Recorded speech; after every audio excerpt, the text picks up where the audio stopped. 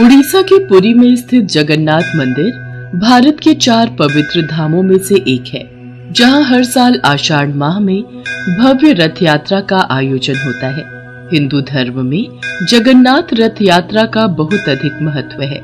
जगन्नाथ मंदिर में भगवान जगन्नाथ विराजमान हैं, जो कि श्री हरि विष्णु के अवतार श्री कृष्ण का ही रूप माने जाते हैं। जगन्नाथ का अर्थ होता है जगत के नाथ। आषाढ़ मास की द्वितीय तिथि को ये रथ यात्रा शुरू होती है और शुक्ल पक्ष के 11वें दिन भगवान की वापसी के साथ इस यात्रा का समापन होता है। भगवान जगन्नाथ के मंदिर से जुड़ी एक पौराणिक कथा के अनुसार मध्य भारत में इंद्रद्युम्न नाम के एक राजा रहते थे। उनकी राजधानी का नाम अवंती था। वो भगवान विष्णु के बहुत बड़े भक्त थे और हमेशा भगवान विष्णु के दर्शन के लिए इच्छुक रहते थे। एक बार एक ऋषि घूमते हुए उनके महल में आ पहुंचे और राजा से बोले, राजन, उड़ीसा में भगवान विष्णु के भव्य रूप नील माधव को पूजा जाता है, लेकिन वो जगह उड़ीसा के कौन से हिस्से में है, ये आपको पता लगाना पड़ेगा। क्या आप सत्य कह रहे हैं ऋषि श्रेष्ठ? ये सुनकर तो मेरा मन भगवान विष्णु के दर्शनों को लालायित हो गया है। राजा इंद्रद्युम्न अत्यंत आनंदित हो उठे और तुरंत महल के मुख्य पुजारी के भाई विद्यापति को आदेश दिया कि वो ओडिशा जाकर नील माधव की खोज करे। राजा के आदेश अनुसार विद्यापति ओडिशा भ्रमण करने निकल पड़े। बड़ी ही लंबी यात्रा के बाद जब विद्यापति ओडिशा पहुंचे, तब उन्हें कुछ गुप्तचरों के माध्यम से पता चलता है कि सबरों के मुखिया विश्ववासु एक गुप्त गुफा के अंदर नील माधव की पूजा करते हैं। विद्यापति विश्वासु के पास गए और बोले, महाशय, कृपा करके आप मुझे देव पूजा का स्थान दिखा दीजिए। मैं विश्वास के साथ यहाँ आया हूँ। नहीं नहीं, मैं तुम्हें उस स्थान पर नहीं ले जा सकता, मुझे माफ करो। अब मैं क्या करूं? यदि ऐसे ही वापस गया तो महाराज को क्या जवाब दूंगा? मुझे कोई और रास्ता ढूंढना होगा। विद्यापति उसी गांव में रुक गया। कुछ ही दिनों में विद्यापति को विश्ववासु की बेटी ललिता से प्यार हो गया और दोनों ने शादी भी कर ली। शादी के कुछ दिन बाद विद्यापति ने अपनी पत्नी से कहा, ललिता, सुनो, क्या तुम नील माधव की सिर्फ एक झलक दिखाने के लिए अपने पिता से कह सकती हो? तुम्हारे पिता तुम्हारी बात नहीं टालेंगे। ठीक है, पिताजी को आने दो, मैं बात कर लूंगी। ललिता अपने पिता से बात करती है। ठीक है, पर मेरी एक शर्त है। विद्यापति मेरे साथ आंखों पर पट्टी बांध कर जाएगा। विद्यापति शर्त मान लेता है, पर वो बड़ी ही चालाकी से अपने साथ कुछ सरसों के दाने ले जाता है और गुप्त गुफा तक पहुंचने के रास्ते को याद रखने के लिए रास्ते में सरसों के दाने गिराते हुए जाता है। गुप्त गुफा में पहुंचने के बाद जब विद्यापति ने नील माधव की दिव्य छवि को देखा, तब वो उन्हें देखता ही रह गया। गुप्त गुफा से लौटकर विद्यापति ने राजा इंद्रद्युम्न को सब कुछ बताया। तब राजा इंद्रद्युम्न भी अपने प्यारे भगवान के दर्शन के लिए तुरंत निकल पड़े। लेकिन जब राजा इंद्रद्युम्न विद्यापति के साथ गुप्त गुफा में पहुंचे, तब उन्हें वहां कुछ नहीं दिखा। नील माधव अंतर्धान हो चुके थे। यहाँ पर तो कुछ भी नहीं है। प्रभु कहाँ गए? महाराज, मैंने यही उनके दर्शन किए थे, पर अब वो यहाँ से अंतर्ध्यान हो गए हैं। राजा इंद्रद्युम्न निराश होकर महल में लौट आए। उसी रात उनके सपने में भगवान विष्णु आए और बोले, राजन, तुम पुरी के समुद्र तट पर जाओ। वहाँ तुम्हें एक लकड़ी का लट्ठा मिलेगा जो पानी में तैर रहा होगा। उसे लेकर आओ और उस लकड़ी से मूर्ति का निर्माण करो। राजा इंद्रद्युम्न ने इस संदेश का पालन किया और वो पुरी के समुद्र तट पर पहुंच गए और वहां उन्हें सचमुच एक लकड़ी का लट्ठा पानी में तैरता हुआ दिखाई दिया। लेकिन राजा इंद्रद्युम्न के सेवकों के लाख कोशिशों के बावजूद भी कोई उस लकड़ी के लट्ठे को उठा नहीं पा रहा था। अंत में कबीले के सरदार विश्ववासु की सहायता से उस लकड़ी के लट्ठे को महल में लाया गया, परंतु उस लकड़ी के लट्ठे से कोई भी कारीगर नील माधव की छवि तराश नहीं पा रहे थे। महाराज, हमारे लिए ये कार्य करना असंभव है। हम इस लकड़ी के लट्ठे से कोई भी मूर्ति नहीं तराश पा रहे हैं। हमें क्षमा कीजिए।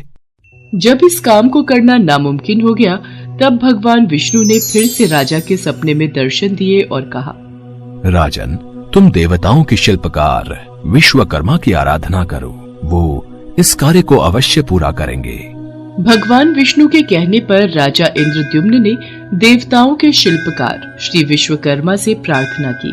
तब वो सबके समक्ष एक बूढ़े बढ़ई के रूप में प्रकट हुए और राजा इंद्रद्युम्न से बोले, राजन, मैं आपको विश्वास दिलाता हूँ कि मैं कुछ ही दिनों में तराश कर मूर्तियां तैयार कर दूंगा, लेकिन मेरी कुछ शर्तें हैं। जी प्रभु बोलिए, मुझे आपकी सारी शर्तें मंजूर हैं। मैं भगवान श्री विष्णु की मूर्ति को 21 दिनों में बनाकर तैयार कर दूंगा, पर मैं ये कार्य अकेले में एक बंद कक्ष में रहकर करूंगा। अगर किसी ने भी मेरा कार्य पूरा होने से पहले कक्ष के द्वार को खोला तो मैं कार्य को अधूरा छोड़कर चला जाऊंगा।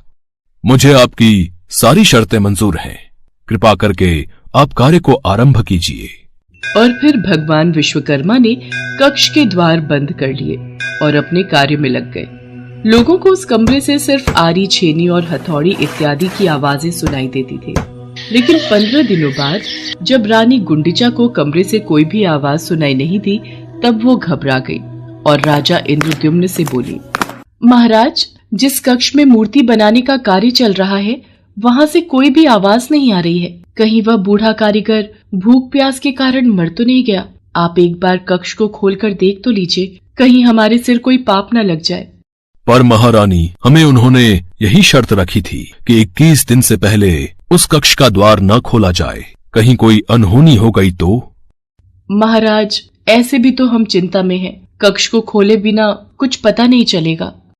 रानी गुंडिचा ने राजा इंद्रद्युम्न से कक्ष का द्वार खोलने की जिद की।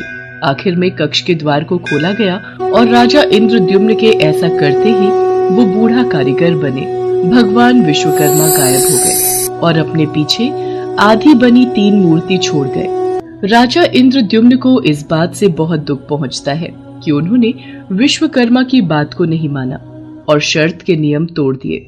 इसी कारण प्रभु जगन्नाथ के हाथ और पांव आधे बने हुए हैं। राजा इंद्रद्युम्न ने उसी रूप में उन मूर्तियों की स्थापना की जो आज जगन्नाथ मंदिर के नाम से प्रसिद्ध है, जहां श्री कृष्ण भगवान जगन्नाथ के रूप में बड़े भाई बलराम और छोटी बहन सुभद्रा के साथ विराजमान है।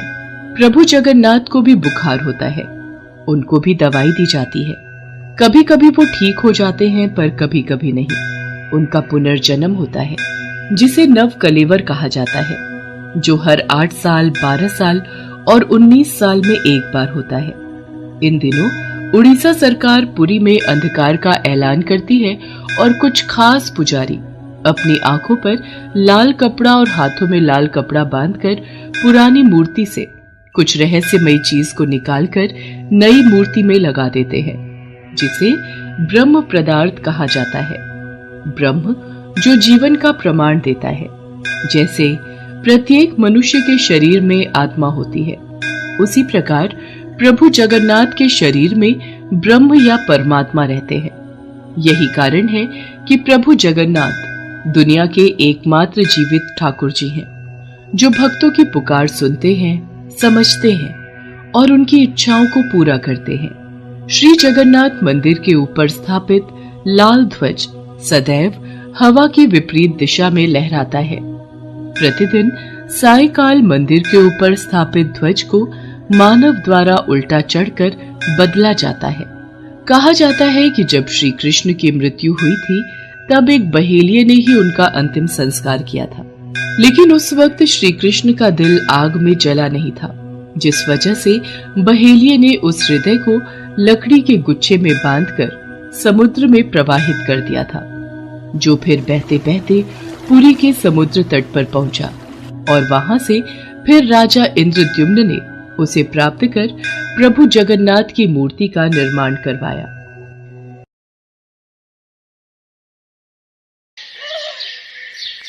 उड़ीसा शहर के छोटे से गांव में माधव दास जी रहते थे। माधव दास जी अकेले रहते थे और भगवान जगन्नाथ जी के भजन किया करते थे, और वो हर रोज भगवान जगन्नाथ जी के मंदिर में दर्शन के लिए जाया करते थे। वो सिर्फ जगन्नाथ जी की भक्ति में ही मस्त रहते थे। उन्हें सांसारिक जीवन से कोई मोह माया नहीं थी।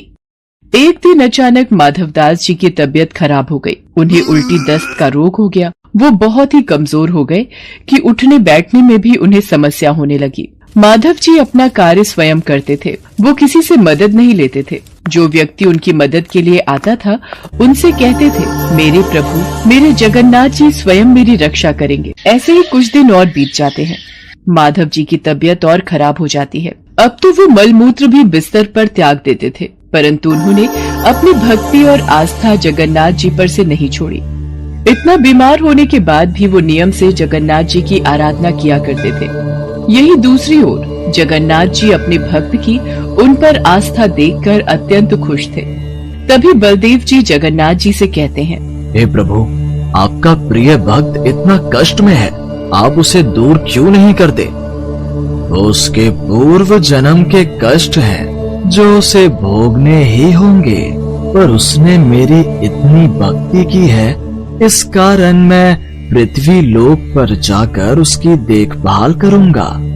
तब स्वयं जगन्नाथ जी सेवक के रूप में माधव जी के पास उनकी सेवा करने के लिए जाते हैं।